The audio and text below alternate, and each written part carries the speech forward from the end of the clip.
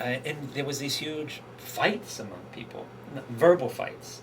You know, New York is a fairly liberal city, so despite the fact that all these people had just been killed, there was a great sentiment that we shouldn't react too strongly, we shouldn't be aggressive, but other people thought, go, bomb, bomb, who cares who you bomb, just bomb, bomb. And other people were saying, no, no, no, that's an immature way. And you would see people just standing in front of each other very close, sort of arguing about what was the correct or incorrect thing to do. So there was more of a, I think, just the opposite of what Penny Baker said. The restaurants were very full. Everybody was out. They weren't retreating into their apartments. They were just out onto the street. And I think that was because it was more of a community. The sense of your community had been somehow attacked. Last time you asked me like whether I felt like scared, and I think I still do. You do? Because I mean, it was like a serious attack. I don't think there had been attacks previously, but nothing like on such a large scale, and that they carried it out like so successfully. You know, nothing like that had been done in the city before. And those are things that happen in other countries, like maybe even regularly or somewhat regularly. You know, and for something like that to happen in New York City, that's scary. You never know when something can happen.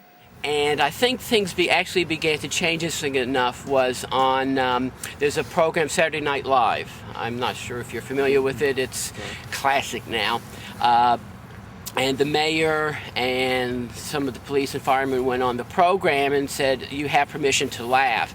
And that began almost to like change the mindset that people were, as they encouraged people to go out and live again. And it was that was like one of these moments where things finally the mood began to change. The people let people wake up, wake up. I think it's kind of, in another way, it is kind of a wake-up call. Wake up call for what? Well, in many ways. They think about something their own ways. A major change in New York City. Originally it was a 180-degree change for everybody concerned and friendly towards each other. Since then it's turned much more security-wise, and it's become impersonal, almost like people are afraid to connect with each other. There are probably many things that we can learn from it, but I hate to be caustic, but as I say, I'm a hawk, and being much firmer, not only with our enemies, but within the U.S., we should be very firm. I think at first people sort of learned from it, but they learned the wrong thing, kind of. They learned to be scared, and then they were scared of all Muslims, I guess, and they were just scared of the whole idea of terrorism instead of understanding really what it was. And I don't know if even right now they so much pay attention to it anymore. A lot of New Yorkers noticed the politeness when it used to be a New York rudeness. Now we look at bags and say, hey, somebody needs to check that before you get kicked to the side or somebody looking to take it. Now, for security reasons, but a lot of politeness. You realize millionaires died here, not just poor, the homeless, it all count, but a lot of people's attitude changed. On 9/11, anybody can be taken out, and that changed. I think a lot of people think that's going to happen again. Well, it's 7 years since 9/11. Nothing has happened on this soil, but across the world, oh yes. And I tell people about 707 in London, how things were there. Well, they feel that's your ally, that's American ally. Let's get that. Det är svårt att säga hur New York har förändrats. Alla individer reagerar ju självklart på sitt eget sätt. Generellt sett så finns 9/11 kvar i minnet hos de flesta och har, som vi alla vet då, påverkat världen något oerhört. Enligt Niklas Kvarnström på UD:s attaché i New York så har USAs politik förändrats drastiskt. Man invaderade Afghanistan och Irak och vi har fortfarande inte sett slutet på det hela. I början var kritiken mot USA väldigt tyst. De ansåg att 9/11 var ett legitimt skäl för krig. De ansvariga för 9/11 var ju av muslimsk härkomst och både Afghanistan och Irak är muslimska länder. Har detta fått några konsekvenser?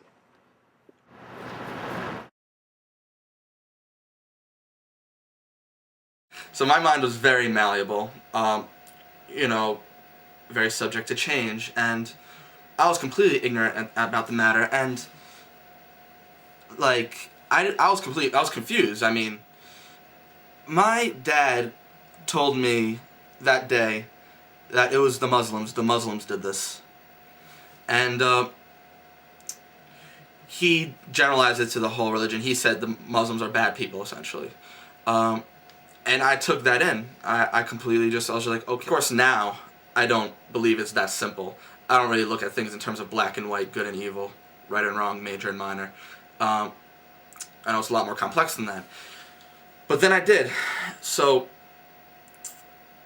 a couple days later, I had a few good friends around, in high school. This was a formative period for me, in terms of my, social life. And in the lunchroom, I was hanging out with a bunch of my friends, and I was about to say, the Muslims did this. They do it because they're evil. And then one of my friends, Zaid, told me about how he's a Muslim.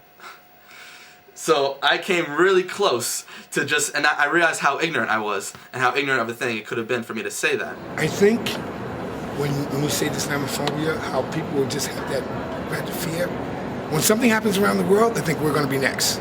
And I can show you different times after 2001, and you can say, wow. So now, with Obama being the president-elect, a lot of it is going to, what is the world going to react to this new man? How is America going to accept the choice? And that has made a lot of people panic. That's what helped the market fall down. Did I tell people? The money was there, but after 9/11, you were like, oh, well, the market fell. Then it came back up. Then all of a sudden, when people start to realize the world is changing, they started pulling their money out. And that's how the stock market starts to collapse. And then you find people who had degrees like Madoff, who were stealing money from one and giving it to the other, and a chain reaction. When the people take out the base, it all comes up the face, and you got this. It's a form of paranoia. Like, wow, the world is going to end tomorrow. The world is going to end. They're going to do something. They're going to do something. And so many people have no idea. And I try to tell them it has nothing to do with religion, but our own selves, our own people, how some are raised and brought up, how some can respect life, some have. They want to put it in God's hand. Other thing you should think about in terms of Islamophobia in the United States is, unlike France, Muslims here tend to be upper middle class. That is, they are not, they're financially well off, not living in slums like in Paris. And so that they, as upper middle class, they are more interested in assimilating, more interested in not causing waves, more interested in finding a way to negotiate toward a way of living. They don't have that level of anger. And that, I think, has made the reaction